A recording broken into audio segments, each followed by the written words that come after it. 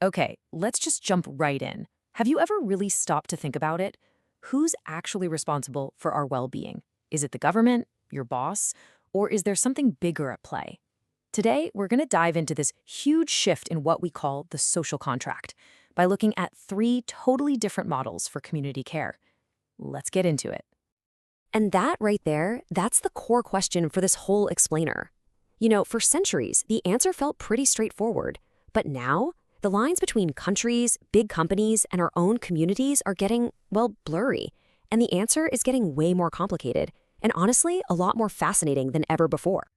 So, first up, let's talk about the classic model, the nation state. This is the idea we're all pretty familiar with, right? The government's job is to create this big social safety net for all its citizens. It's supposed to be this foundation of care, making sure everyone has at least some basic support. And it's fascinating how modern states actually do this. They don't just hand out services directly. A lot of them, like the Ministry of Community Empowerment, are more like enablers. They prop up what's called the third sector. All the nonprofits, the charities, the groups that are so vital for a healthy society. Basically, the state builds the framework for these organizations to do their thing. And this just shows you how wide-ranging that support system really is. I mean, it's a whole ecosystem of care. We're talking everything from direct cash for low-income families to special centers for folks with disabilities, all the way to helping a new nonprofit get started. The real power of this model is that it tries to be universal. The goal is to not leave anyone behind. So the bottom line with the state model is its sheer scope. The objective is to lift up the entire community, right? To protect the most vulnerable people and give everyone a basic starting point. That big, inclusive approach, that's its signature move. Of course, the flip side is that it can be a bit slow, a bit bogged down in red tape sometimes. All right, so that's the state model. Now, let's flip the script and look at something completely different. This is a model where a private project basically becomes the guardian, creating its own super specific, super controlled little world of welfare. And right away, you see the big shift in focus. We're not talking about citizens anymore. We're talking about workers. A project like NEOM defines worker welfare as a total end-to-end job. It covers literally everything, from the moment you're hired to the moment you go home. It's a completely self-contained system. And the upside is huge, right? It's super efficient with crazy high standards. The catch?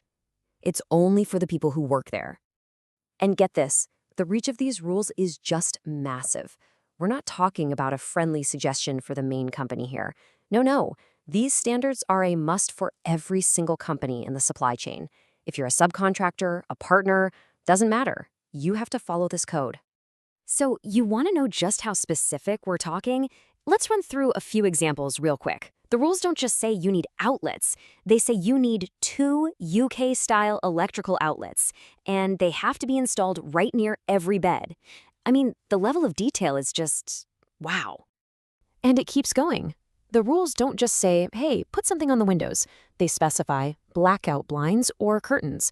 It's all about making sure workers are comfortable and can rest properly, way beyond just providing basic shelter. And this detail even extends to how people get around. Any bus or van used to transport workers, it can't be more than 10 years old.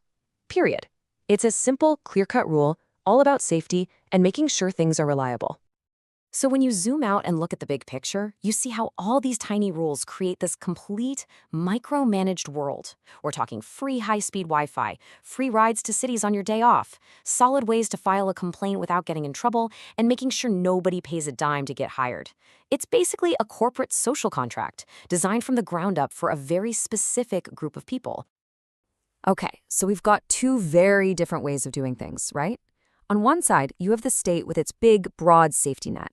On the other, you have the project with its super detailed, laser-focused rulebook.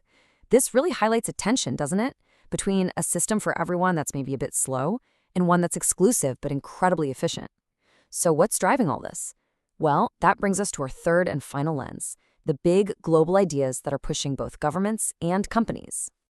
So the key thing to wrap your head around here are the UN guiding principles on business and human rights. Now, this isn't technically law that can be enforced everywhere, but it's a huge deal, a globally recognized standard. And it came about because of a simple fact. In the world we live in today, big companies can often move faster and have more influence than national governments. These principles kind of give us the why behind everything we've been talking about.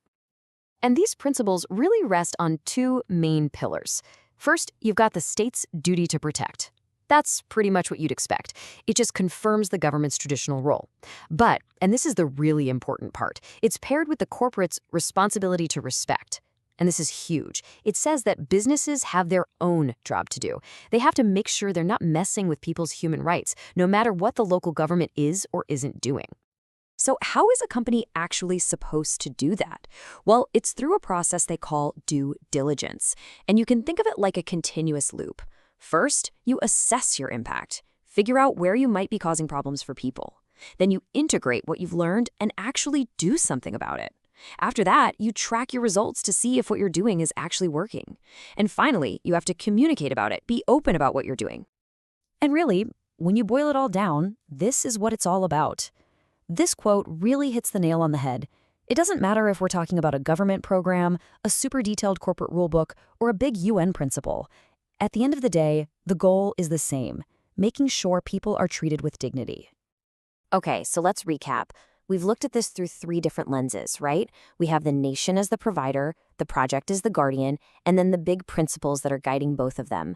Let's put them side by side and see what the whole picture looks like. And this table just lays it all out so clearly. You've got the state focusing on its citizens with that broad safety net, and its main tool is providing services. Then you have the project, which is all about its workers, using those super prescriptive rules, and it enforces them through mandated standards. And then you have the UN principles, which are a universal framework for everyone, and the main process is due diligence. See? Three totally different angles on the exact same core question. So this is the big question we're left with. As these huge corporations start to build these massive, almost state-like welfare systems for their people, what does that mean for the rest of us? Is this super efficient private model setting a new gold standard for how to care for people? Or does it risk creating these little islands of incredible care and privilege while leaving everyone else behind? That right there is the new social contract, and it's something we all need to be paying very close attention to.